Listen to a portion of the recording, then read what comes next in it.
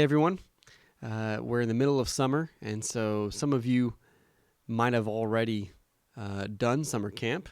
Some of you might have it next week. Everything's already planned. Everything's already in the books and ready to be done.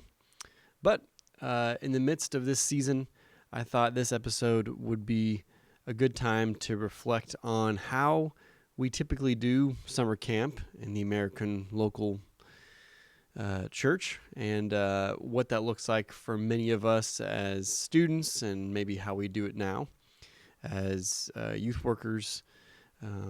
And doing summer camp this summer for me definitely looks a little more hands-on, as I shared in the last episode.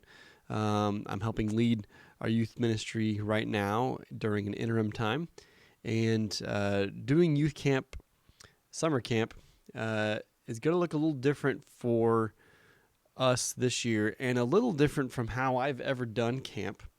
And that stemmed from talking with our speaker and thinking through just kind of what students take away from camp. And whenever you do something as foundational to ministry rhythms as a camp, it's kind of a one package, like, well, I know what we're going to do. We're going to have sessions in the morning, small group time, recreation. You're going to have sessions in the evening, small group time, late night activities, all that kind of stuff. And there's some variations in there. But for the most part, depending on how long your camp is, you're going to have anywhere from 6, 7, all the way up to 10 sessions with everyone all together. And for the most part, at least for the majority of camps that I've ever been to, all of those sessions have a sermon or a message or specific passage from scripture or theme of whatever that message is. And that's a lot of content. On a weekly basis, we try to make sure that our students engage with the content that we have. And I know it's a contained environment when we're at camp, and depending on your phone policy or the signal at the camp, there's limited distractions. So you're able to kind of get more bang for your buck with content and the attention and focus of the students, and them thinking through the content that you have for them. But when they go back home, right, during the school year, one of the main things that we try to instill in teenagers is a daily, weekly, regular rhythm of walking and growing in their faith. And so how do we set them up well to do that? And can camp be a catalyst for that behavior, and that rhythm, and that heart transformation, and rethinking through the perspective of how they grow in their faith? Well, yes, I think it can. I think we all think that it can. And so what's the best way to structure the content, the clubs, the gatherings, the worship time for your camp? Now, I've been to camps, I'm sure several of you have as well, where maybe in the afternoon there's a seminar time, or there's some classes that you can do. But if it's just sort of a regular layout camp, and you have a morning session and an evening session, is the approach of doing two different messages. Yeah, maybe it's the same theme throughout the week, but multiple messages in one day to try and get them to understand what a theme is that the best way to approach it? It can be based on your group.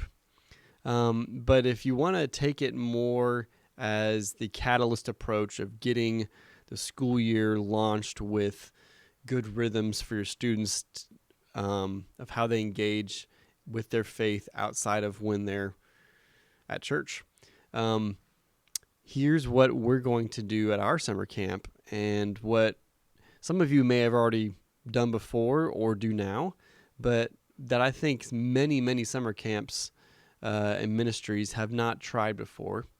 So I think it's worth talking about. And that is making the morning session practical, small group centric, team building, basics of your faith, thinking through middle school students, maybe even high school students who don't have those rhythms, thinking through friends who came to camp who don't know Christ. What does it mean just to gather as believers? Yeah, we're here to have fun at camp, but when we come together here or back home at church or small group doing fun stuff together, what does it mean to be a believer? Like, besides following Jesus, and to a student, like, that can mean or look like several different things, what makes us distinct? And so taking those morning sessions and not having it be a traditional sit down, let's take notes and listen to scripture and have a full message and then go have small group time after that. Using it as a time to maybe talk a little bit more as yourself, as the leader, or talk about the group, or talk about just rhythms that we find ourselves in, that adults wrestle with struggling in finding time to dedicate to growing in their faith, and good rhythms that students have as well. And using that as a launching point to talk about, hey, here's how to support one another well in your small group or in our ministry. And you can't really support each other well if you don't know each other well. So how well do you know everyone in your group? And still having worship time, probably reading some scripture, but not really sitting there and saying, here's a message. It's, here's the concept, here's the need for it, and then go out in your small group and you're going to do some activities with your small group to get to know each other better, right? The next morning you come back and you talk about prayer.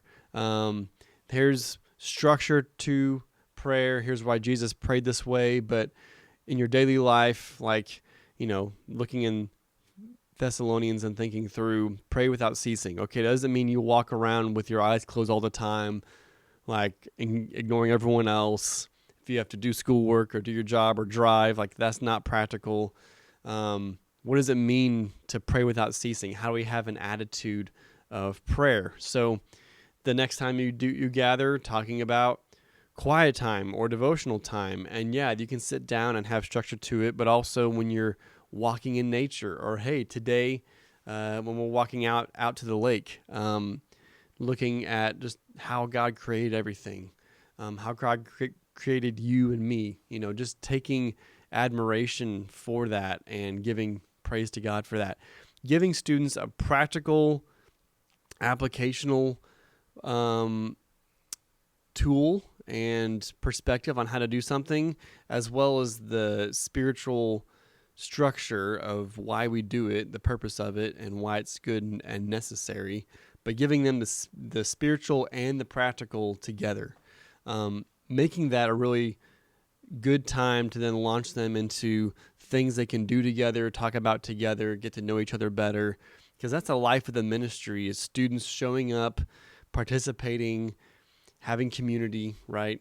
And whether you find yourself in a season of transition leadership-wise, or you have new students, a lot of new students, anything like that, this kind of structure can really benefit those students. It can benefit the leaders in getting to know their students a little better, and getting to know their leaders who are running the ministry up front as well, and really kind of reinvigorating the life of the ministry. The people who are showing up, let's support one another, let's learn how to do these basics of the faith well. And then the messages and sessions at night can take on more of the traditional, typical camp message, small group time, with links to, hey, this morning we did this, right? And be able to link the two together, so then that helps propel the conversation into a deeper level of dialogue, and really getting to talk through and understand and own their faith. And so whether it's summer camp, which typically is the longest kind of getaway that you do, because winter camp, maybe it's over a long weekend, so you have 2 full days, not counting travel days and everything. But summer camp is the kind of atmosphere where you can really make this kind of setup and format work.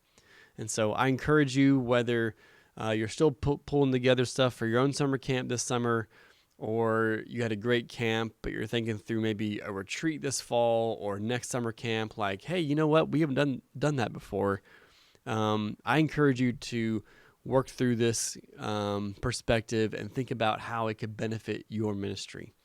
If you have questions about what this actually looks like, feel free to reach out to me. I can give you basic notes and format of what we'll be doing at our summer camp here in about 3 weeks. So yeah, that's it for today's episode. I hope it was beneficial for you, and I hope it helps stir and crank your imagination for maybe different ways that we can help benefit our students' spiritual and practical walk as they walk with Jesus in their faith. Well, that does it for today's episode. Thanks so much for tuning in. If you haven't watched last week's episode yet, go back and watch that. But for season 4, that is starting up in the fall, we'll have a new format for the podcast, and it's based in free subscriptions for the Monthly Maverick, a monthly email newsletter that's going to be going out to our free subscribers, completely, totally, forever free. And that's where the majority of our content will be. Exclusive episodes, studies, breakdowns, small group questions, games, reflections, all of that will be in that monthly email. For those who aren't subscribers, you're going to probably have a monthly episode that'll be public and available, maybe one every 2 months. So you want to make sure that you're a free subscriber. Go to youthministrymaverick.com or click the Linktree link in our social media profiles. Find that button, hit it, and subscribe, and you will be all set for season 4 in the fall. Also, for the next several weeks, those who sign up for the free Maverick monthly subscription will be entered into our episode 100 giveaway. This is episode 99, and so episode 100 is coming up. That is with very special guest Mark Matlock, talking about wisdom and creativity, and there are a ton of amazing prizes for our episode 100 giveaway. A free year of Youth Ministry Booster, tons of books, content, curriculum, and more. There's a whole lot that's available for the winner of that drawing, and the way that you enter is by becoming a free Maverick monthly subscriber. You can also add some bonus entries by commenting and tagging and sharing, but you have to be a monthly subscriber to be able to be entered into the drawing. So go to the website, check it out, and we're excited for episode 100. Very cool milestone, a new format in the fall, and you have to be a free subscriber to do it. So go become a free subscriber, check it out, and I look forward to talking with you more and equipping you more for the benefit of the next generation of the church. We'll see you later.